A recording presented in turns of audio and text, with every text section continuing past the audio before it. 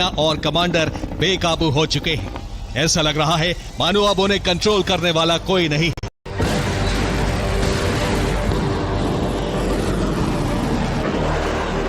अब खामनेई की मौत के बाद सत्ता परिवर्तन होगा या नहीं, ये कहना मुश्किल है, लेकिन इतना जरूर है कि इससे अरब महायुद्ध की चौखट को पार जरूर कर चुका है। Bureau report, TV9 Bharatvarsh. और एक हमले लगातार कर रहा है ईरान। जबेल अली इमारत से उनका एक ड्रोन टकराया है, तो दुबई पर एक बार फिर से ईरान ने ड्रोन अटैक किया है। जबेल अली इमारत है दुबई की, जहां ईरान का ड्रोन टकराया है। और एक और बड़ी खबर, जर्मनी के पर्यटक जहाज पर ईरानी हमला। अब देखिए, अभी एक तरफ फ्रेंच नेवी बेस था, अब एक जर्मनी का टूरिस्ट शिप है। जर्मनी के एक पर्यटक जहाज पर ईरान ने हमला किया है। जहाज पर करीब 3,500 लोग मौजूद थे। अबू धाबी में मौजूद था जर्मनी का जहाज। जर्मन मीडिया के हवाले से ये बड़ी खबर आ रही है ताकि सुरक्षित आगे बढ़ा जा सके। तो जर्मन टूरिज्म ग्रुप के क्रूज शिप पर ईरान ने मिसाइल अटैक किया है, जो अबू धाबी में मौजूद था। धीरे धीरे यूरोप से अब इस हमले के तार जुड़ते जा रहे हैं। और एक और बड़ी खबर, फारस की खाड़ी में ईरान ने हमला किया है। यूएई के ऑयल प्लेटफॉर्म पर हमला किया है। ईरान का आत्मघाती ड्रोन अटैक फारस की खाड़ी में यूएई के ऑयल प्लेटफॉर्म पर, दुबई में 5 स्टार होटल, दुबई में इंटरनेशनल एयरपोर्ट, दुबई में आप देखिए यूएई में ऑयल प्लेटफॉर्म पर हमला। अब ये एक और अटैक है फारस की खाड़ी में। तो सुसाइड ड्रोन था जिससे यह अटैक किया गया। और ईरान को समझ आ चुका है कि एक गलती कितनी भारी पड़ गई। अगर आयतुल्लाह खामनेई ने अरब के उन देशों पर भरोसा नहीं किया होता जो पर्दे के पीछे अमेरिका से मिले हुए हैं, तो शायद इतने बुरे हालात में नहीं होता। लेकिन अब ईरान ने फैसला किया है कि उन तमाम देशों को सबक सिखा कर रहेगा। एक एक धोखेबाजी के बदले ईरान अमेरिका के मित्र देशों में इतना बारूद झोंक रहा है जिससे वो कराह उठे।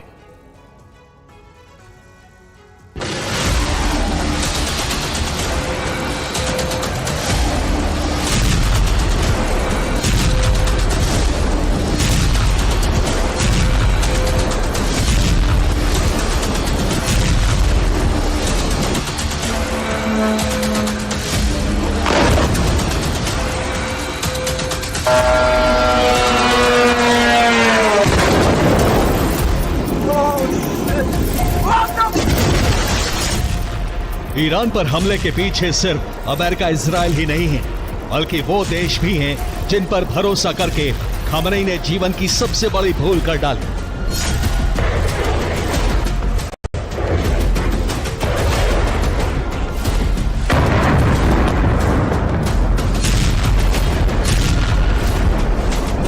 इसका अंजाम यह हुआ कि ईरान के साथ सबसे बड़ा धोखा हुआ। ईरान पर हमले, खामनेई मारे गए, टारगेट पर टॉप लीडरशिप थी। इतना नुकसान होने के बाद ईरान को समझ आया कि जिन्हें वो हमदर्द समझ रहा था, वही इस खेल के असली विलेन निकले। ईरान का धोखेबाज साथी नंबर 1 सऊदी अरब, ईरान का धोखेबाज साथी नंबर 2 यूएई।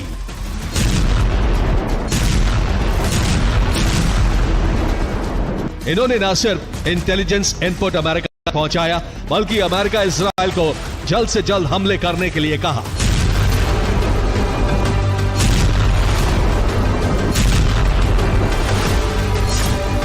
ईरान ने दावा किया है कि सऊदी अरब और यूएई ने ईरान के खिलाफ ऑपरेशन में सक्रिय भूमिका निभाई। दोनों देशों ने अमेरिका इजराइल का गुप्त तरीके से साथ दिया, जिससे ईरान को कमजोर किया जा सके, ईरान में तख्ता पलट किया जा सके, खामनेई का खात्मा किया जा सके।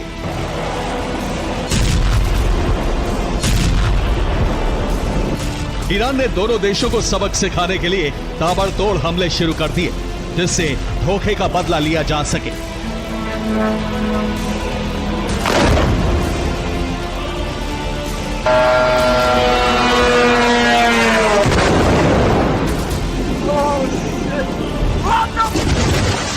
ईरान ने पिछले 24 घंटे में सऊदी अरब और यूएई पर 10 से ज्यादा जगहों पर हमले किए हैं, जिसमें 300 से ज्यादा मिसाइलें और 200 से ज्यादा ड्रोन से हमले किए जाने की खबरें सामने आई हैं।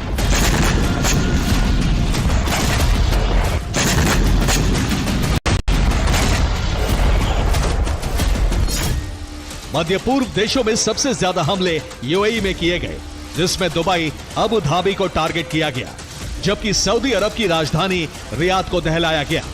इसके अलावा कतर की राजधानी दोहा में भी हमले हुए, जबकि बहरीन की राजधानी मनामा और जॉर्डन की राजधानी अम्मान को भी टारगेट किया गया। यहां सैन्य ठिकानों के अलावा पौष इलाकों में भी मिसाइलें गिरी।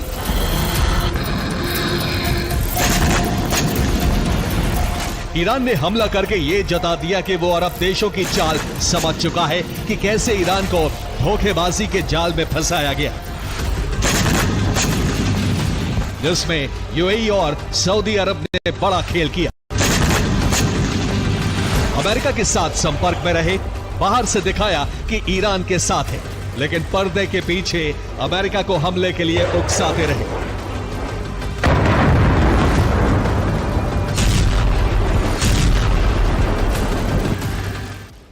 और ईरान ने इजराइल के बाद यूएई पर सबसे ज्यादा हमले किए हैं। उसके जुमेरा आइलैंड को भी टारगेट किया, जो दुनिया की सबसे खूबसूरत जगहों में से एक है। दुबई में जुमेरा आइलैंड पर लाखों टूरिस्ट आते हैं। हमले के लिए ईरान ने 137 मिसाइल और 209 ड्रोन दागे, जिससे बड़ा नुकसान हुआ। ईरान की मिसाइलें दुबई में पाम जुमेरा तक पहुंची, जिससे मेन रिजॉर्ट एरिया को भी नुकसान पहुंचा। ईरान ने वहां के सबसे लग्जरी होटल द पाम पर अटैक किया। होटल में मिसाइल स्ट्राइक से आग लग गई, जिससे 6 महीने की बुकिंग कैंसिल करनी पड़ी है। इसमें पाम जुमेरा टूरिज्म को बड़ा नुकसान हो सकता है। करीब 40,000 करोड़ रुपए के नुकसान का अनुमान लगाया जा रहा है।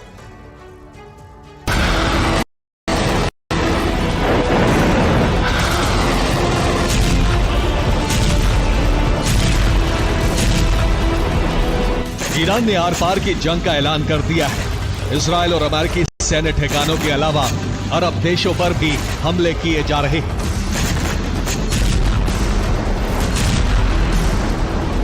खामनेई के खात्मे के बाद ईरान रुका नहीं है। लगातार उन देशों को दहला रहा है जहां अमेरिकी सैन्य ठिकाने हैं। सबसे ज्यादा नुकसान बहरीन को हुआ है। नेवल बेस को तबाह कर दिया गया। यह बहरीन की राजधानी मनामा से आई तस्वीर है, जिसमें मिसाइल हमले से एक बहुमंजिला इमारत जलने लगी। ये मनामा से आई दूसरी तस्वीर है, जिसमें देखिए नेवल बेस पर बना कमांड सेंटर मिसाइल हमले में तबाह हो गया। दुबई से आई तस्वीर है, जिसमें बुर्ज खलीफा के एकदम पास मिसाइल इंटरसेप्ट की गई।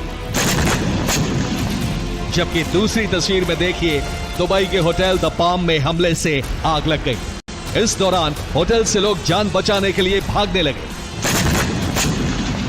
ये कतर की राजधानी दोहा से आई तस्वीर है, जिसमें एक वाहन पर मिसाइल गिरने से तेज धमाका हुआ।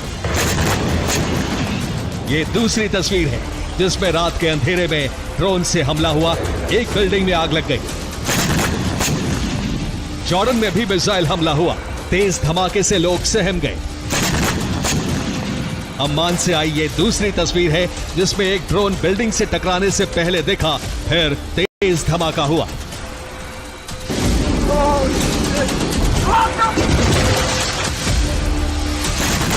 ईरान के हमले अभी भी रुके नहीं हैं। इजराइल के अलावा अरब देशों को भी टारगेट किया जा रहा है। यानी ईरान फुल स्केल युद्ध लड़ रहा है। वो पूरी तरह से अपनी ताकत दिखा रहा है कि वो न सिर्फ अमेरिका इजराइल को सबक सिखाएगा, बल्कि उनका साथ देने वाले देश भी उसके टारगेट पर हैं।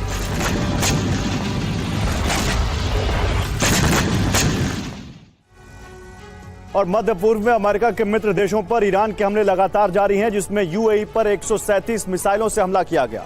सऊदी अरब पर ईरान की 46 मिसाइलों ने तबाही मचाई, जबकि कतर पर 65 मिसाइलें दागी गई। सोचिए, 65 मिसाइलें अगर बगल में दाग दे ईरान अपने पड़ोसी मुल्क में। जॉर्डन में ईरान की 49 मिसाइल पहुंची हैं। बहरीन में 11 मिसाइल से नेवल बेस पर हमला किया गया है। कुवैत में अमेरिकी सैन्य ठिकानों पर 13 मिसाइलें दागी गई हैं, जिन्हें इंटरसेप्ट करने का दावा कुवैत ने किया है।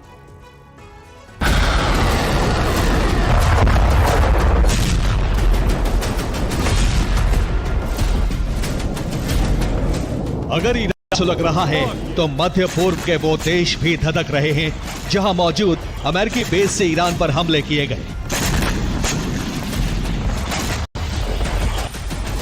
ईरान हमलों का विस्तार लगातार कर रहा है। ईरान ने अब ओमान को भी टारगेट किया, ओमान में ऑयल फील्ड पर हमला किया और अमेरिकी सैन्य ठिकाने को भी तबाह किया। अभी भी यूएई और सऊदी अरब पर हमले रुके नहीं हैं।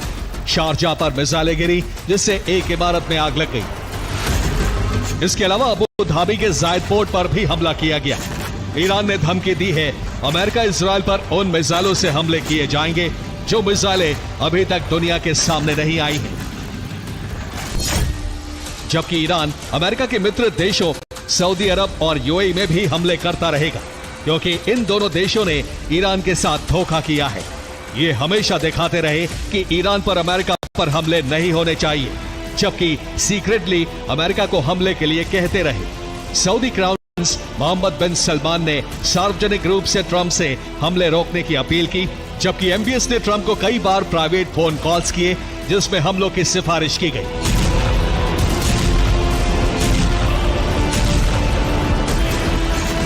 दरअसल ये दोनों देश ईरान को अपना क्षेत्रीय दुश्मन मानते हैं। खासतौर से प्रॉक्सी गुटों को हथियार देने से नाराज थे, इसलिए अमेरिका की मदद से ईरान को कमजोर करना चाहते हैं और ये हमला उसी प्लान का हिस्सा हो सकता है।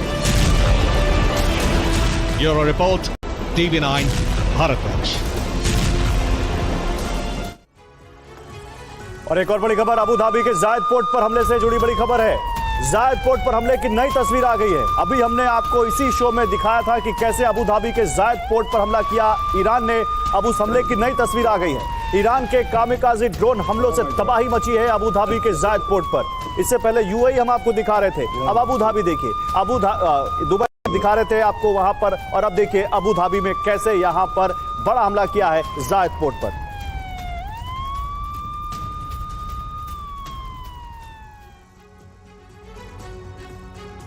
तो ट्रंप खामनेई की हत्या करने के बाद भले ही वेनेजुएला की तरह ईरान में अपना प्रभुत्व जमाने की कोशिश करें, लेकिन ईरान के अंदर खामनेई ने एक ऐसा सिस्टम तैयार किया है जिसको खत्म करना मुश्किल है।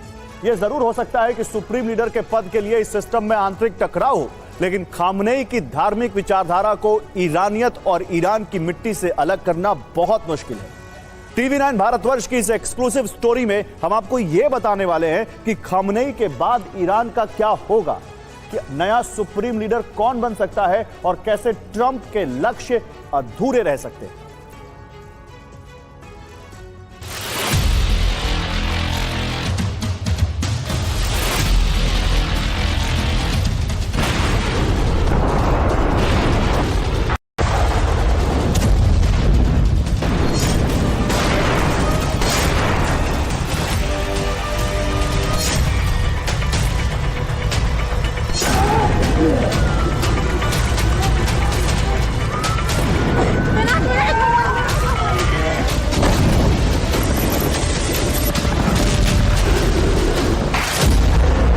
ईरान की पहचान है इस्लामिक शासन और उसका सबसे बड़ा चेहरा थे आयतुल्ला अली खामनेई, जिन्होंने खोमैनी के बाद ईरान के इस्लामिक शासन को संभाला।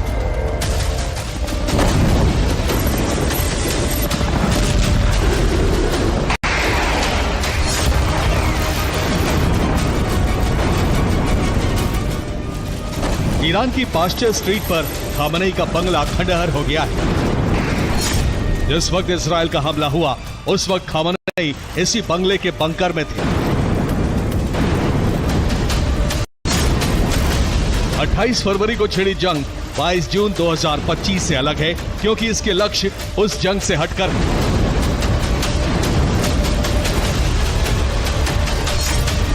22 जून 2025 के हमलों का लक्ष्य ईरान के परमाणु संयंत्रों को तबाह करना था।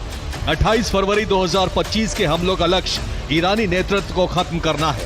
बीते साल की जंग में ईरान की सामरिक शक्ति को मिटाने का टारगेट रखा गया था, और इस साल की जंग में टारगेट है ईरान को लंबे समय के लिए पंगु बना देना, ताकि दशकों तक ईरान बड़े और कड़े फैसले न ले पाए।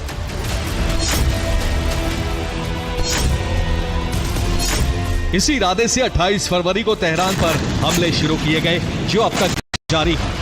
28 फरवरी की शाम को ही इजराइल ने अपने इरादे जाहिर कर दिए थे।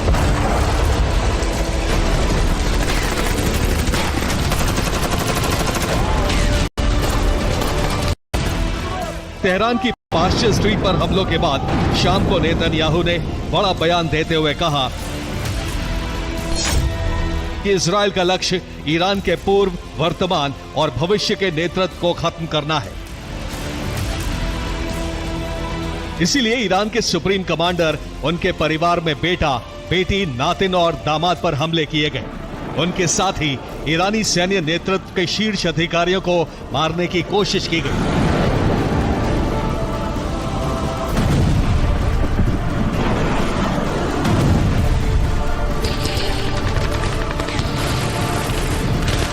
इजराइल सफलतापूर्वक ईरान को नेतृत्व विहीन बना चुका है, लेकिन सवाल यह है कि क्या खामनेई के ना रहने से ईरान अमेरिका के इशारों पर झुकने को तैयार हो जाएगा?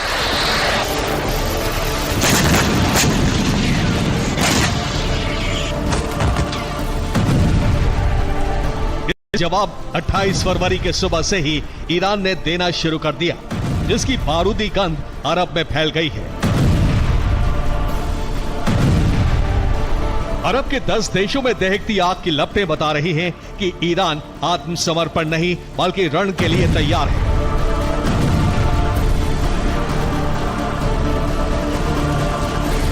ये जंग खामनेई की मौत से खत्म नहीं बल्कि शुरू हुई है। इसके संकेत ईरान पहले ही दे चुका था। ईरान ने कहा था कि अगर एक भी मिसाइल चली तो पलटवार अकल्पनीय होंगे। यही हो रहा है। पर्यटकों की ऐशगाह कहे जाने वाले खाड़ी के देश मिसाइल धमाकों से दहल रहे हैं और ये सूरत बहुत जल्द बदलने वाली नहीं है।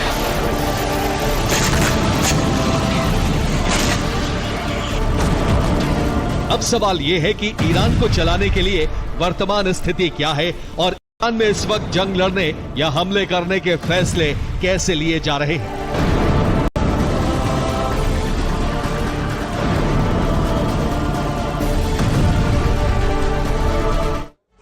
और खामनेई की मौत के बाद फिलहाल ईरान ने एक टेम्पररी काउंसिल यानी अस्थायी परिषद बनाई है। इस परिषद ने आयतुल्लाह अली रजा अराफी को ईरान का कार्यकारी सुप्रीम कमांडर बना दिया है।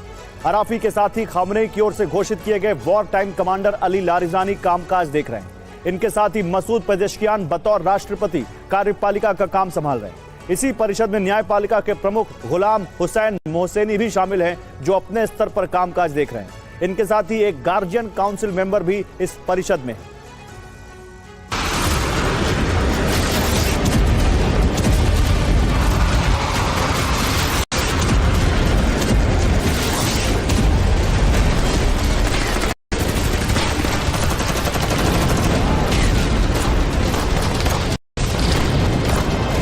इन्हीं सबके दिशा निर्देश में ईरान अमेरिका और इजराइल से जंग लड़ रहा है। अब यही तय कर रहे हैं कि कब किस देश पर कहां और कैसे हमले किए जाएंगे।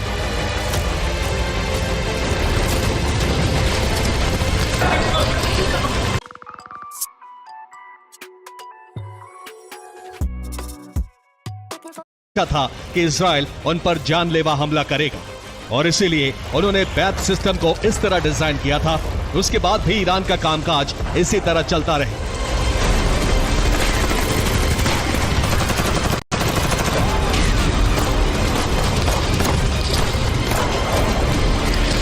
हालांकि खामनेई की मौत के बाद इजराइल ईरान की जनता को उकसाकर विद्रोह भड़काने की तैयारी में है।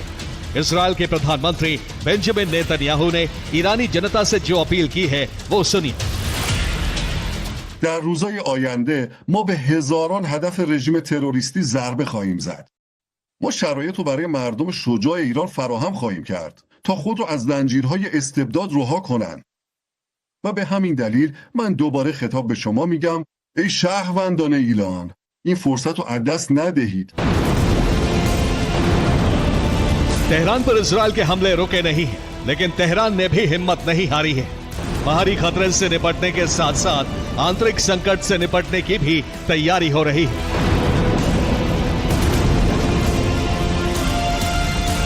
ईरान में खामनेई के पद को भरने के लिए मंथन शुरू हो चुका है। सुप्रीम लीडर की कुर्सी पर कौन बैठेगा, यह तय करने की प्रक्रिया शुरू हो चुकी है। सुप्रीम लीडर का चुनाव जनता नहीं करती है।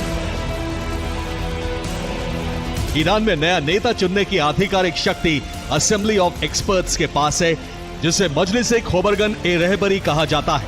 मजलिस खोबरगन रहबरी में 88 इस्लामिक स्कॉलर आयतुल्ला होते हैं। सुप्रीम लीडर का निधन होने पर इनको बैठक बुलाकर नया नेता चुनना होता है। सबके नामों पर मजलिस खोबरगन रहबरी में चर्चा होती है। उम्मीदवार के इस्लामिक ज्ञान, राजनीतिक सूझबूझ, प्रशासनिक क्षमता पर विचार किया जाता है। 88 सदस्यों में से 59 सदस्यों के वोट पाने वाले को सुप्रीम कमांडर चुन लिया जाता है। ईरान में खामनेई के बाद कई नाम इस पद के लिए दावेदारी ठोक रहे हैं। इस पद के पहले दावेदार माने जा रहे हैं आयतुल्ला अली रजा अराफी, जिन्हें 1 मार्च को ही सुप्रीम कमांडर नियुक्त किया गया। ये ईरान की गार्जियन काउंसिल के सदस्य हैं। इन्हें 2 दशक लंबा प्रशासनिक अनुभव है और इस्लामिक रिवॉल्यूशनरी गार्ड कोर में इनकी गहरी पैठ है। दूसरा नाम है आयतुल्ला हाशम जादे हेरी। ये असेंबली ऑफ एक्सपर्ट्स यानी जलिसे खोबरगन रहबरी के वरिष्ठ सदस्य हैं। यही सुप्रीम कमांडर को चुनौती है। खास बात यह है कि इनकी धार्मिक प्रशासनिक दलों में स्वीकार्यता है। नेतृत्व का टकराव रोकने के लिए ये सबसे उपयुक्त चेहरा है। इनके नाम पर आम सहमति बनना आसान है। अगला नाम है गुलाम हुसैन मोहसेनी इजेई। ये वर्तमान में ईरान की न्यायपालिका के प्रमुख हैं और फिलहाल ईरान को संभालने वाले अस्थायी परिषद के मेंबर भी हैं। अगला नाम है असगर हेजाजी। ये खामनेई के पूर्व चीफ ऑफ स्टाफ रहे हैं और उनकी काम करने की शैली को बड़ी बारीकी से सीख चुके हैं। इसके अलावा अगला नाम है हसन खुमैनी। ये ईरान के पूर्व सुप्रीम लीडर आयतुल्ला खोमैनी के पोते हैं और उन्हें ईरान का उदारवादी चेहरा माना जाता है।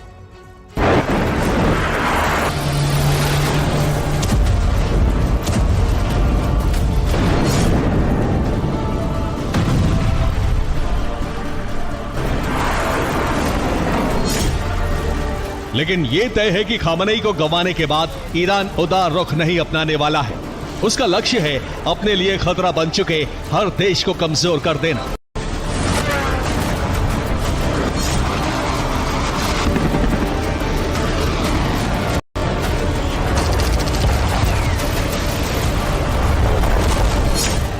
IRGC अब ईरान में वही सुप्रीम लीडर चाहती है जो इजरायल और अमेरिका के खिलाफ पहले से ज्यादा कड़ा रुख रखे। फिलहाल जारी युद्ध को निर्णायक बनने तक जारी रखे।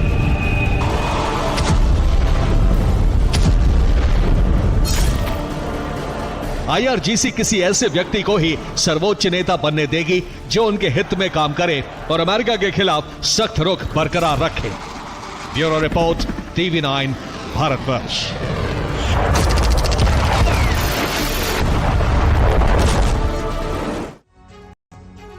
और एक बड़ी खबर, अमेरिका के 3 मरीन सैनिकों की मौत हो गई। 5 सैनिक गंभीर रूप से घायल हैं अमेरिका के। देखिए, एक बड़ी खबर आ रही है अमेरिका के 3 मरीन सैनिकों की मौत हो गई है। 5 सैनिक जो उसके हैं गंभीर रूप से घायल हैं। ऑपरेशन एपिक फ्यूरी में यूएस को यह नुकसान हुआ है। Oh my God. Oh my God.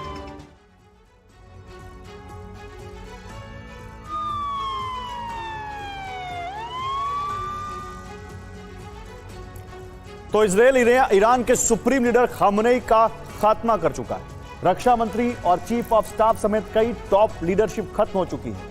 Iran ने पहले ही धमकी दी थी कि अगर ऐसा कुछ हुआ तो इसका अंजाम इजरायल समेत अमेरिका के तमाम मददगार भुगतेंगे। ईरान अब हाइपरसोनिक मिसाइल से हमलों की शुरुआत कर चुका है। ईरान में जितनी तबाही हुई है, ईरान उससे भी अधिक बड़ी तबाही मचाने की ठान चुका है। ईरान में जितना खून बहा है, ईरान भी उतना ही खून बहाने वाला है। ईरान के सुप्रीम लीडर खामनेई की मौत का बदला लेने के लिए ईरान नेतन्याहू को अपना टारगेट बनाने की कोशिश में है।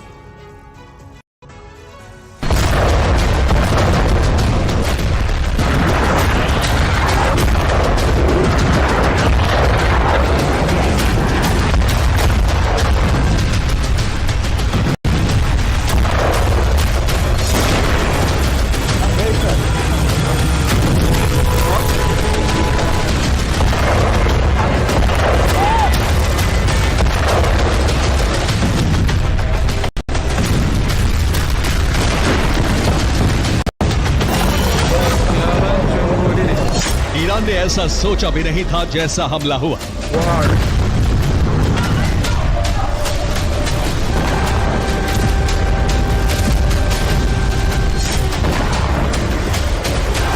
पहले ही प्रहार में ईरान ने अपने सुप्रीम लीडर खामनेई को खो दिया।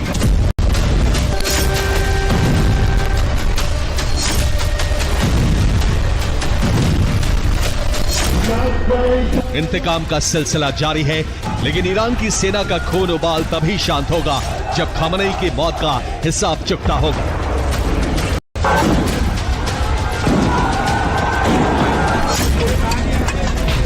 माना जा रहा है कि अब ईरान के टारगेट पर जिसका पहला नाम है वो इजरायली पीएम नेतन्याहू है। इजरायली रक्षा मंत्री काट्स भी टारगेट पर हो सकते हैं। इसके अलावा ईरान इजरायली सेना प्रमुख और मोसाद चीफ को भी मारने की कोशिश में है।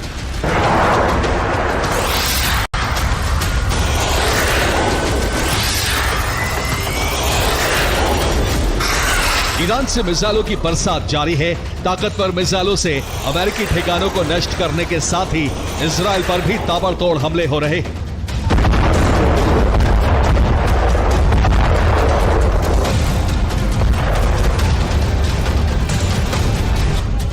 ईरान इजरायल के नेवाते में एयरबेस निशाना बना चुका है। तेल नोफ एयरबेस पर भी हमले हुए हैं। हेब्रोन मिलिट्री बेस को भी निशाना बनाया गया है। नेतन्याहू को लेकर ईरान के पास भले ही सटीक जानकारी ना हो, लेकिन इजरायल की राजधानी तेल अवीव में नेतन्याहू के सभी संभावित ठिकानों को निशाना बनाया जा रहा है।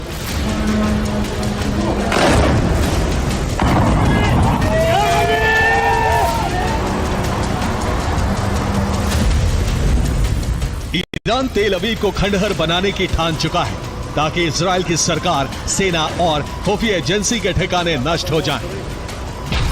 ये 19 अक्टूबर 2024 की तस्वीरें हैं जब इजरायल के पीएम नेतन्याहू के घर को टारगेट किया गया था।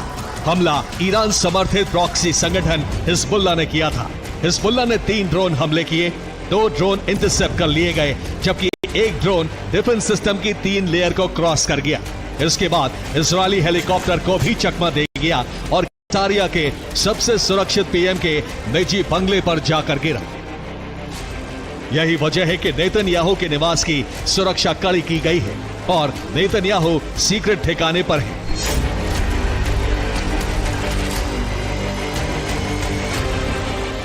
मोसाद चीफ और आईडीएफ प्रमुख भी सीक्रेट बंकर से ऑपरेशन का नेतृत्व कर रहे हैं।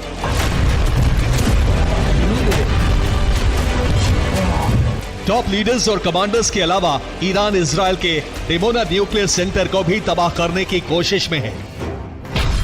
डिमोना न्यूक्लियर सेंटर इजरायल के नेगेव रेगिस्तान में है। यहां अंडरग्राउंड एटमी फैसिलिटी सेंटर है। कहा जाता है कि यहां रेत के नीचे 6 अंडरग्राउंड फ्लोर हैं। इजरायल इसी जगह प्लूटोनियम का उत्पादन करता है। यह सेंटर इजरायल की परमाणु क्षमता का प्रतीक है। यह इजरायल की घातक हथियारों के विकास का सेंटर भी है। यहां हमेशा 3 लेयर एयर डिफेंस सिस्टम की तैनाती रहती है। ईरान के टारगेट पर इजरायल के 8 प्रमुख सैन्य ठिकाने हैं। इन ठिकानों को नष्ट करने के लिए ईरान अब हाइपरसोनिक मिसाइल से हमलों की शुरुआत कर चुका है।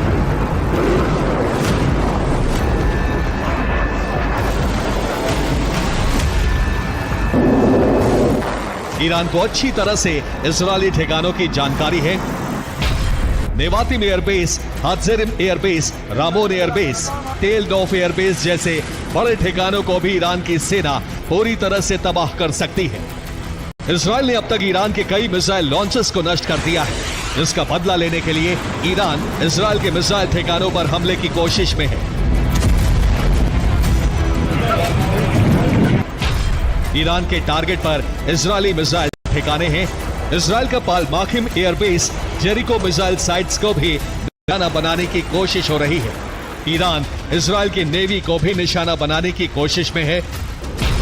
इजरायल के नेवल बेस पर हमले के लिए हाइफा नेवल बेस और अशदोद नेवल बेस की तरफ मिसाइलें दागी जा रही हैं। इस बार इजरायल ने अपने एयर डिफेंस को बहुत मजबूत कर लिया है। इसलिए ईरान इजरायल के बड़े ठिकानों पर हमला करने में बार बार कामयाब नहीं हो रहा है।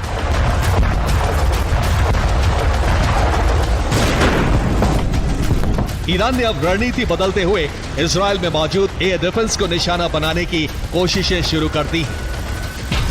रिपोर्ट के मुताबिक ईरान अब इजरायली एयर डिफेंस को पूरी तरह से ध्वस्त करने का अभियान लॉन्च करने जा रहा है। इसके लिए ईरान ने इजराइल में अपने टारगेट लॉक कर लिए हैं। नेवातिम एयरबेस की सुरक्षा के लिए आयरन डोम तैनात है। ईरान उन्हें खत्म कर सकता है। ओब्दा एयरबेस पर इजराइल के 3 air defence arrow, David sling और आयरन डोम तैनात है। ईरान के टारगेट पर ये भी हैं। रेमोना में ईरान इजराइल के एटमी सेंटर, एयर डिफेंस और रडार को खत्म करना चाहता है। ओरे नदी रडार बेस पर तैनात 3 एयर डिफेंस सिस्टम पर भी हमला करने की तैयारी है। हाइफा में 3 एयर डिफेंस सिस्टम है। एकर में भी 3 एयर डिफेंस सिस्टम ईरान के टारगेट पर हैं। ईरान ने तेल अवीव में भी इजराइल के 3 एयर डिफेंस की लोकेशन पता कर ली है। इन तीनों सिस्टम को तबाह कर सकता है। इलाक में 2 एयर डिफेंस सिस्टम, साफिद में 1 आयरन डोम और गोलन में ईरान ने इजराइल के 11 डिफेंस सिस्टम की लोकेशन का पता लगा लिया है। ईरान दुनिया में तेल संकट लाने के लिए एक्शन शुरू कर चुका है।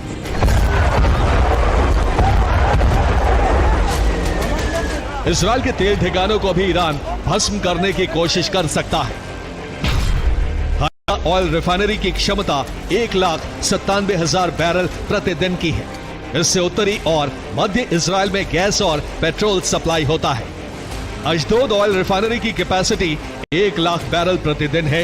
इससे दक्षिणी और मध्य इजराइल में तेल गैस की सप्लाई होती है। इजराइल आकार में बेहद छोटा है, इसलिए ईरान के लिए टारगेट को चुनना और उन पर हमला करना बेहद आसान है। ईरान की कोशिश है कि इजराइल में ऐसे धमाके हो जिसकी गूंज से वॉशिंगटन तक हड़कंप मच जाए। Bureau report, TV9 Bharatvarsh. और एक बड़ी खबर है, ईरान पर B-2 बॉम्बर से हमला किया गया। 2000 किलो के बॉम्ब गिराए गए हैं ईरान पर। ईरानी अंडरग्राउंड मिसाइल सिटी पर यह हमला हुआ है। इजरायली एयरफोर्स के हमले भी फिर शुरू हो गए।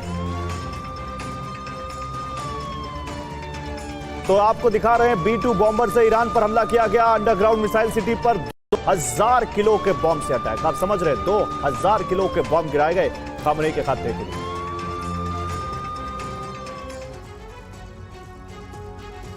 तो 28 फरवरी की सुबह ईरान पर शुरू हुए इजरायल अमेरिका के हमले आज भी जारी रहे। तेल अवीव से उड़े फाइटर जेट्स ने तेहरान, करमनशाह से लेकर ईरान के 24 प्रांतों में भीषण बमबारी की। साथ ही ईरान के कई बैलिस्टिक मिसाइल ठिकाने और बेस तबाह कर दिए। बीते 24 घंटे में इजरायल और अमेरिका के हमलों से ईरान में कैसी तबाही मची है, इस रिपोर्ट में देखिए।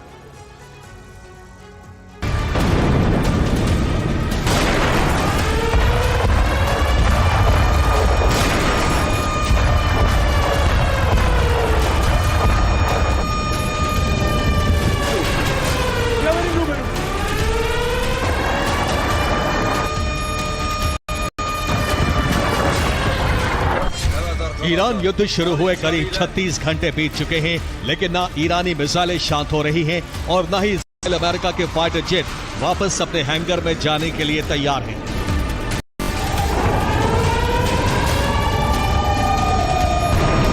अमेरिका और इजरायल ईरान के खिलाफ उतने ही आक्रामक हैं जितने युद्ध शुरू होने के पहले दिन थे। तेहरान से लेकर ईरान के अलग अलग शहरों पर भीषण बारूद बरस रहा है। जंग के दूसरे दिन इजरायल ने ईरान के 24 प्रांतों में एयर स्ट्राइक की। 100 से ज्यादा ठिकानों पर हमले किए गए। ईरान के इन ठिकानों पर 1200 से ज्यादा बम गिराए गए। हमलों में ईरान में 200 से ज्यादा लोगों की मौत हो गई, वहीं 700 से ज्यादा लोग घायल हैं। इजरायल और अमेरिकी एयरफोर्स का प्राइमरी टारगेट ईरान के मिलिट्री ठिकाने हैं, जिन्हें चुन चुन कर तबाह किया जा रहा है ताकि ईरानी सेना की पलटवार की क्षमता को ध्वस्त किया जा सके। भीषण धमाके का ये वीडियो ईरान की राजधानी तेहरान का है, जहां इजरायल ने एयर स्ट्राइक की है। दावा है कि यहां एक के बाद एक 10 से ज्यादा बम गिराए गए। देखते ही देखते महज 10 सेकंड में पूरा हेडक्वार्टर तबाह हो गया। ये वीडियो भी तेहरान का है। दावा है कि यह हमला IRGC के मुख्यालय पर हुआ। हमले में मुख्यालय को जबरदस्त नुकसान पहुंचा है। इजरायल ने इमाम अली मिसाइल बेस पर भी हमला किया। ये मिसाइल बेस करमनशाह में मौजूद है। हमले में मिसाइल बेस तबाह होने का दावा किया गया है। तेहरान के ही माजिदे में मौजूद एक और मिलिट्री हेडक्वार्टर को टारगेट किया गया। यहां इजराइल अमेरिका की 3 मिसाइलें गिरी, जिसके बाद जबरदस्त धमाके देखे गए। तबरीज एयरपोर्ट पर भी आईडीएफ ने बमबारी की है। ये वीडियो एयरपोर्ट का है, जिसमें कई फीट ऊंचा धुएं का गुबार साफ साफ देखा जा सकता है। इजराइल का प्राइमरी टारगेट ईरान की राजधानी तेहरान है, जहां हर घंटे बड़े हमले हो रहे हैं। युद्ध के दूसरे दिन इजराइल और अमेरिका ने सिर्फ तेहरान पर 200 से ज्यादा बम गिरा। इन हमलों में इजराइल का टारगेट मिलिट्री ठिकाने थे। सिर्फ इतना ही नहीं, ईरानी मीडिया रिपोर्ट्स की माने तो इजराइल रिहायशी इलाकों पर भी हमले कर रहा है। दरअसल खामनेई की मौत के बाद भी ईरान झुकने के लिए तैयार नहीं है। IRGC लगातार इजराइल और अरब देशों पर हमले कर रही है। बैलिस्टिक मिसाइलें भी दागी जा रही हैं।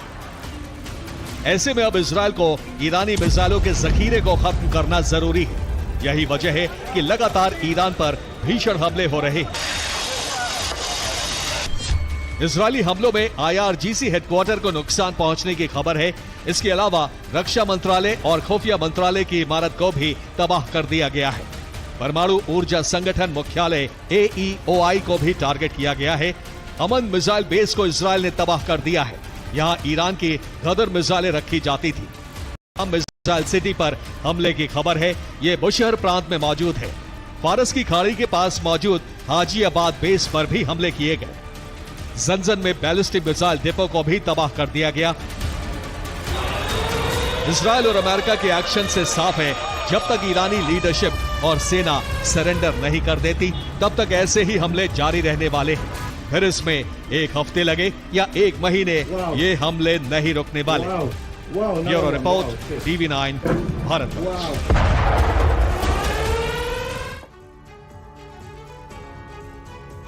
और खामनेई के खात्मे के बाद भी हमले रुके नहीं। अब ईरान विध्वंसक पलटवार कर रहा है। टॉप लीडरशिप ने धमकी दी है कि जब तक इजराइल को खंडहर में नहीं बदल देंगे, तब तक चैन से नहीं बैठेंगे। ईरान ने 40 इमारतों को खंडहर में बदलकर इसकी शुरुआत भी कर दी है।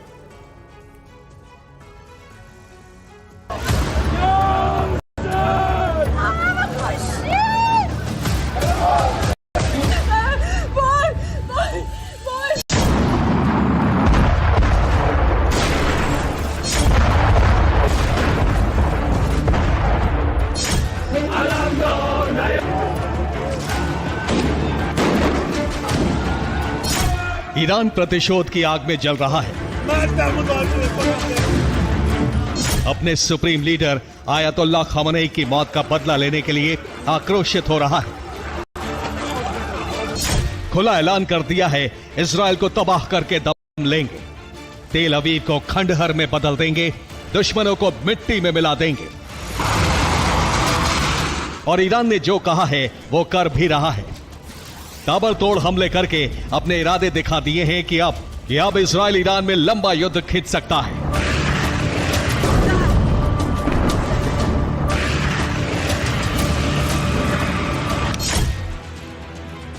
यह ईरान के हमले की पहली तस्वीर है, जिसमें तेल नौफ एयरबेस पर हमला किया गया। हैंगर को बड़ा नुकसान पहुंचा है। नेवातिम एयरबेस पर भी ईरान ने हमले किए। फतेह मिसाइल से रनवे और हैंगर को नुकसान पहुंचा। हेब्रोन मिलिट्री बेस पर भी बैलिस्टिक मिसाइल ने तबाही मचाई। 3 मिसाइल विस्फोट होने का दावा किया जा रहा है। तेल अवीव में IDF का हेडक्वार्टर है, जहां ईरान ने सटीक हमले किए हैं। इमारत को बड़ा नुकसान पहुंचाया है। तेल अवीव में ही मौजूद हथियार फैक्ट्री में भी मिसाइल से धमाका हुआ, जिससे एक यूनिट पूरी तरह खाक हो गई। ईरान के हमलों में तेल अवीव में 40 इमारतें पूरी तरह तबाह हो गई हैं। कई लोगों के मारे जाने की भी खबर है। ये उन्हीं इमारतों की तस्वीरें हैं। सभी इमारतें खंडहर में तब्दील हो चुकी हैं। तो सुपर प्राइम टाइम में यहां पर वक्त है एक विराम का, लेकिन अरब देश सबसे बड़ा सवाल यही जो इस समय आपको इस बड़ी दीवार पर बड़ी इमारत के तौर पर दिखाई दे रहा है, तेहरान का भविष्य क्या? खलीफा असल में सबसे बड़ा सवाल यही जो इस समय आपको इस बड़ी दीवार पर बड़ी इमारत के तौर पर दिखाई दे रहा है, तेहरान का भविष्य क्या? खलीफा असल में खलीफा कठपुतली। और क्या होगा ट्रंप का, क्या होगा अरब देशों का, ये आने वाले 24 घंटों में और क्या क्या होने वाला है, खासतौर से इस पर फोकस होने वाला है अगले 1 घंटे इसी पर चर्चा। अरब में विध्वंस 30 घंटे से लगातार जारी है। जरा ये खबर देखिए, जारी है टीवी 9 भारतवर्ष का ये non stop live coverage. Israel Iran में लगातार हमले कर रहा है, तो वहीं खामेनेई की मौत के बाद भड़की ईरानी सेना न सिर्फ अरब में बल्कि यूरोप तक तबाही मचा रही है। इजराइल, अमेरिका और ईरान के बीच छिड़ी इस जंग का हर बीते घंटे के साथ विस्तार होता जा रहा है। बारूदी वार, पलटवार, इस सब के बीच बड़ा सवाल यह कि आखिर ईरान का भविष्य क्या होने वाला। हमारे साथ जुड़ने वाले खास मेहमानों से चर्चा करें उससे पहले आपको कुछ एक पर्सपेक्टिव इस वक्त का दे देता हूं। तेहरान में इजराइल का भीषण हमला, हुकूमत के हेडक्वार्टर को तबाह किया, इजरायली सेना की ताबड़तोड़ बमबारी। इजरायली सेना ने और अमेरिका ने यहां जो बम गिराए हैं बीते 30 घंटे में, वो सही अभी ईरान गिन भी नहीं पा रहा होगा। यहां देखिए जरा IRGC मुख्यालय के हमले की ये तस्वीरें देखिए जरा, कैसे फोड़ दिया गया है पूरे मुख्यालय को। अगली खबर देखिए, इजरायली सेना का बड़ा ऐलान, वज्रपात से ईरान में भारी तबाही, मिसाइलों का आधा भंडार खत्म। मिसाइलों का आधा भंडार, क्योंकि यह कहा जाता है यहां मिसाइलें, इनकी सही संख्या का अंदाजा दुनिया को नहीं, ऐसा अब तक कहा जाता रहा है। लेकिन अब यह खबर आ रही है कि ईरान की मिसाइलों का आधा भंडार खाली हो चुका है। अब उसके पास कुल उसकी मिसाइल ताकत का आधा ही बचा हुआ है। लेकिन सबसे बड़ी ताकत होती है मनोबल। मनोबल इस समय कैसा होगा, हमारे मेहमान आपको बताएंगे। खामेनेई के जाने के बाद। और अगली खबर यह कि इजराइल में ईरान का बड़ा हमले में 6 लोगों की मौत हुई है, 6 लोग मारे गए हैं इजराइल में भी लगातार हमले ईरान की मिसाइलों के चल रहे हैं। और अभी जो अपडेट आ रहा है वो ये आ रहा है कि 6 लोग इजराइल में मारे गए हैं। तो ये देख लीजिए आप कि इसके बावजूद कि आयरन डोम के तौर पर शील्ड है इजराइल के पास, लेकिन उसके बावजूद मिसाइलें उसको भेद कर भी हमला कर रही हैं और 6 लोग मारे गए हैं। उसकी तस्वीरें आप देख रहे हैं। ध्वस्त बिल्डिंग दिखाई दे रही है, अस्त व्यस्त इलाका दिखाई दे रहा है। और यहां जो खड़े हुए हैं लोग, वो जाहिर है उससे उठते हुए धुएं को, आसपास की स्थिति को देखते हुए चिंताग्रस्त हैं और ये सोच रहे हैं कि अभी आगे और क्या होने वाला है।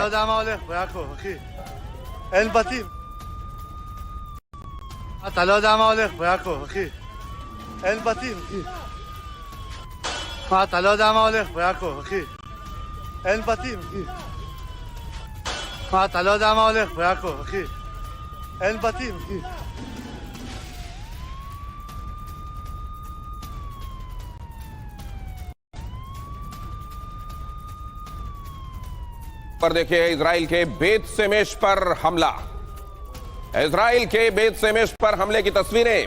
बैलिस्टिक मिसाइल से बड़ा हमला बोला गया।